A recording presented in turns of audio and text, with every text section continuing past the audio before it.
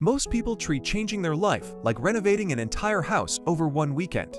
They build a giant plan, buy new tools, and feel exhausted before Monday arrives. But daily life rarely changes because one dramatic decision finally became dramatic enough. It changes when a tiny action becomes easier to repeat than the old default. The next 14 habits take between a few seconds and 20 focused minutes. They will not transform everyone in exactly 30 days because people and circumstances differ. What they can do is remove friction from decisions you already face every day. Do not install all 14 tonight. Notice which one solves a real problem first.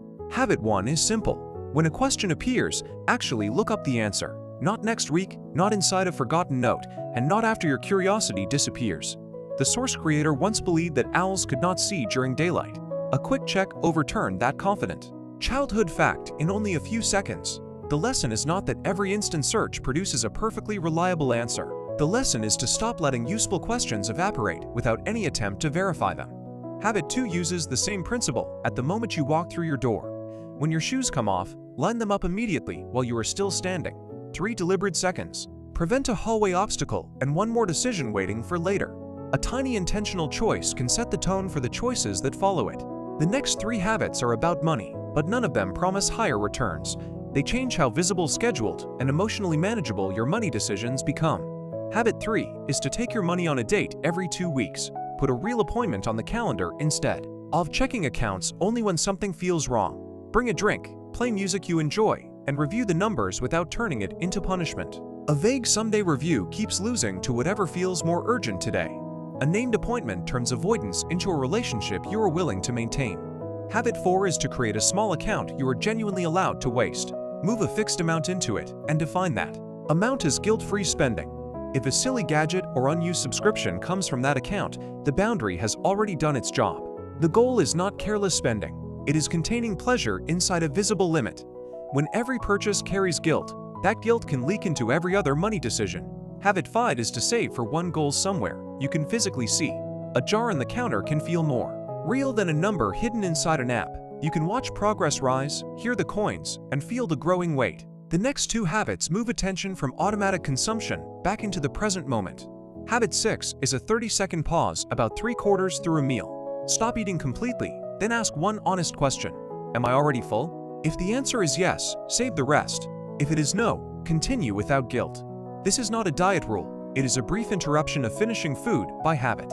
Habit 7 is to eat one meal each day with your phone somewhere else. Not face down beside the plate, where one vibration can reclaim your attention. Put it away, then notice the food and the people who were actually there.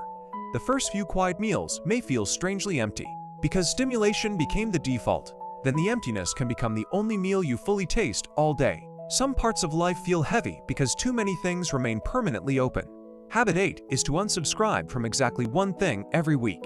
Choose one newsletter you never read or one app you have not opened for months. Do not wait for a heroic digital cleanup that needs an end. Entire free Saturday. 4 weeks quietly remove 4 things that used to claim attention or money. Habit 9 is to add a second alarm, not for waking up, but for bedtime.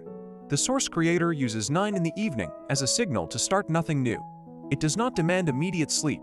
It begins the process of moving toward bed. A morning alarm cannot prepare a tired morning, whose cause began the previous night. Your own signal can give the night an edge instead of letting it dissolve. Habit 10 brings the same boundary into work. Choose a hard stopping time. The source example is 7 in the evening, but the exact hour is personal. The important rule is that unfinished work waits until tomorrow without one final exception. When work ends only after energy disappears, the day never receives a real closing point.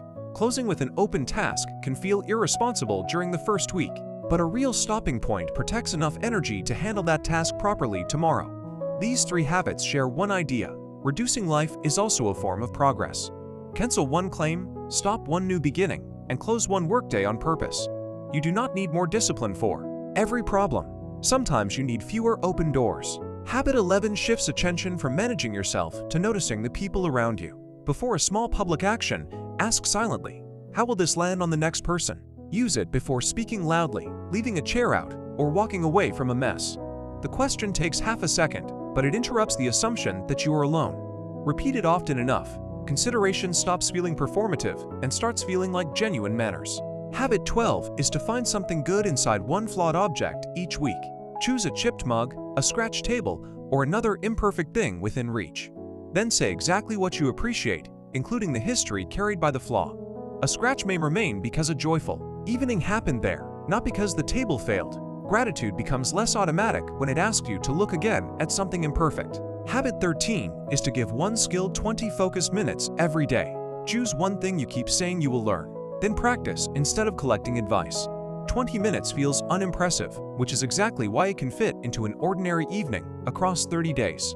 Those sessions add up to roughly 10 focused hours. 10 hours do not guarantee mastery, but they can move you beyond endless preparation. The source creator used those sessions to build a small local voice dictation application. Your result might be a conversation, a drawing, a song, or one working prototype. The useful part is not the impressive outcome.